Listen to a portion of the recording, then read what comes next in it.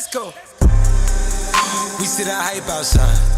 Right from the house. Guys, Golden here, and welcome back to the Epic Games versus Apple Day 9 recap video. Today, we finally got to hear Apple's defense against Epic, and Apple brought up a really solid defense today. However, in my opinion, I still do think that Epic is currently winning this lawsuit, but you guys can be the judge of that after you watch today's video. So make sure you guys all watch until the very end to make sure you guys get all the news. But either way, you guys know I don't want to waste you guys this time, so let's get right on into. So first off, guys, today's court trial actually started off with Lauren Hitt from Apple. So Lauren actually started off by talking about commission rates, and they explained how apparently developers are actually allowed to charge higher prices on in-app purchases, and because Apple's commission actually stays the same or slightly decreased throughout the time, the more they charge, the more commission that Apple makes. So Apple's trying to make the point that obviously if developers want, they could charge more. So they're kind of explaining how they're getting more money from the developers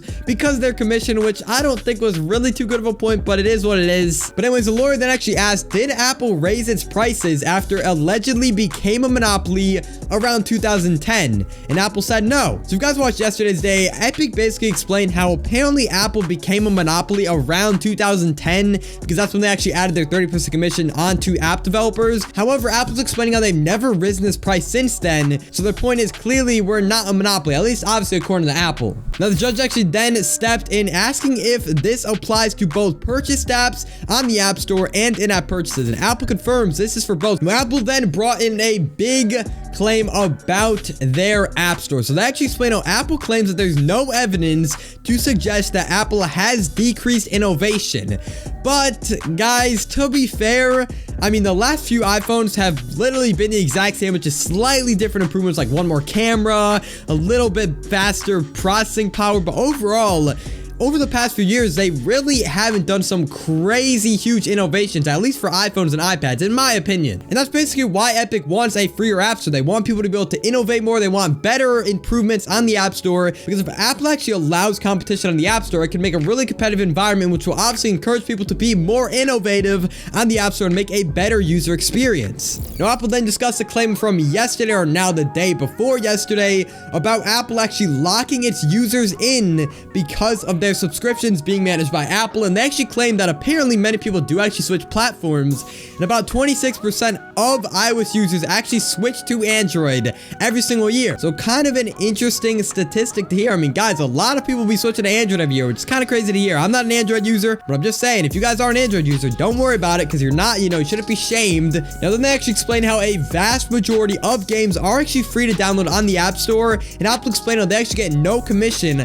from these games. However, the thing is, if there's like an in-app purchase in the app or something, Apple still would get a commission for that. So I don't know if this claim is the best, but still, I totally get it. Obviously they don't get commission from the initial purchase of the free game, and yet they obviously still allow free games on their App Store. But anyways, this next point was kind of a little confusing because it sounded like Apple sort of just countered against their own point and actually explained how 62% of all revenue on the App Store is in-game purchases, which Apple does take a commission from. So as Apple literally just explained, obviously if it's a free game, they don't get a commission from this. However, in-app purchases they do get a commission from, and they literally just explained how 62% of all the revenue from the App Store is in-game purchases, which proves that clearly a lot of their money from the App Store is from in-app purchases, which are not actually from the App Store itself. But anyways, heading on to the next point, Apple then actually explained how apparently 35.9% of iOS Fortnite users are multi-platform players, and Apple actually confirmed that there were also 115 million iOS Fortnite players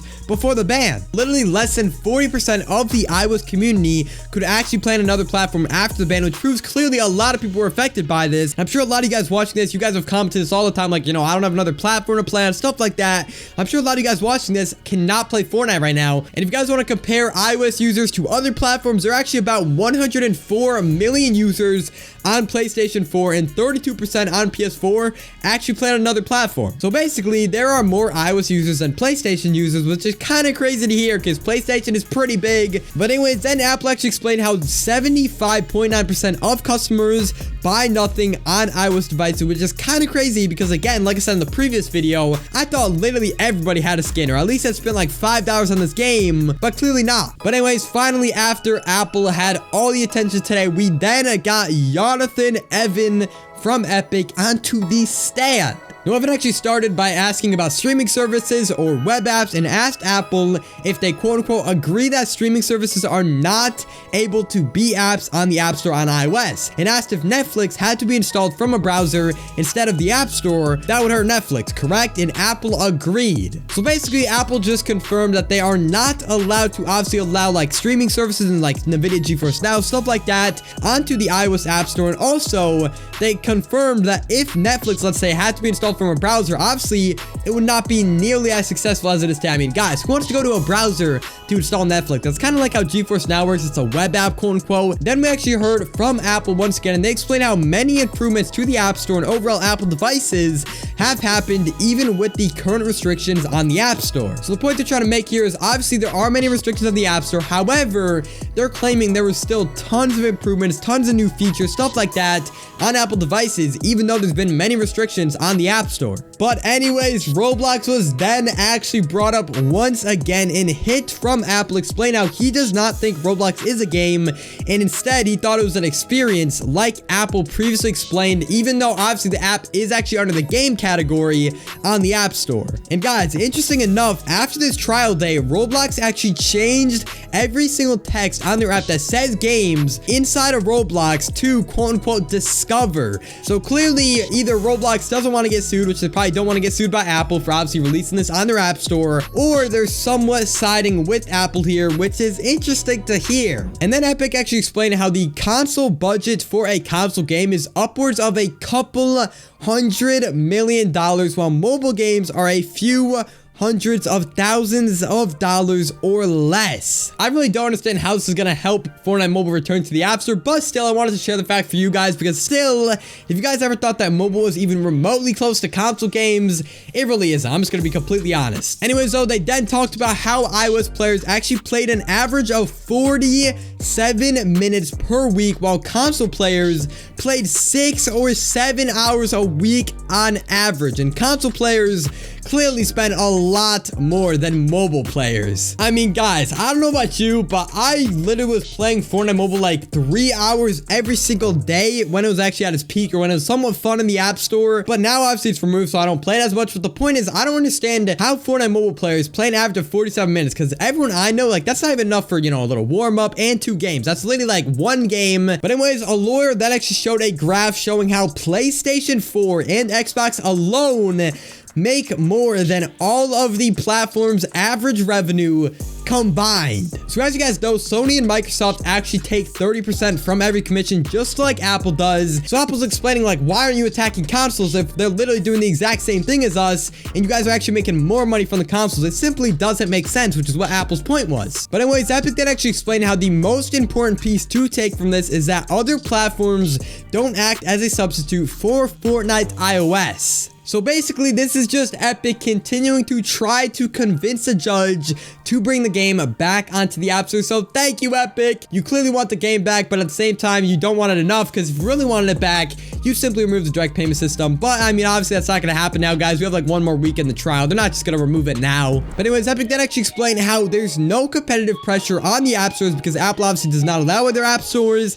And they basically explain how altogether this is strong enough evidence that proves that Apple has monopoly power. So there it is again, Epic continuing to push that Apple is a monopoly, but we've kind of heard this a million times, so I'm not going to really go too deep into this point. Finally, Epic actually brought up a really solid point in this lawsuit, and they actually explained how although Apple's commission has stayed around 30% and hasn't really increased because of Apple's commission, developers have been forced to increase the cost of their apps and in-app purchases in order to obviously generate money from their apps. And Epic explained how that increase in price causes Apple's in-app purchase revenue to increase drastically. So honestly, a really solid point from Epic. They're basically explaining how although obviously they haven't changed their commission, because of their commission, if developers want to make more money, they've basically been forced to change their price, make it higher, which obviously hurts the customers and obviously helps Apple generate more revenue. But anyways, Epic then ended it off on a sad note, explaining how for people who play on PC or other platforms whose best friend might play on iOS, they'll play Fortnite less because they obviously cannot have as much fun with their friend. But anyways, guys, that's everything you guys need to know about day number 9 of the Epic Games versus Apple trial. Tomorrow, I'll be posting day 10's recap video,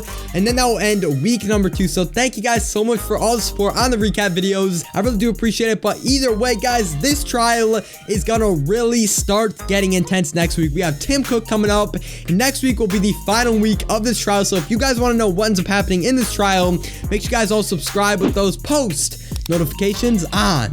And also, guys, of course, I would appreciate it if you dropped a like before you leave today's video. But either way, this has been golden. Do with this information as you will, and I will see you all in the next one.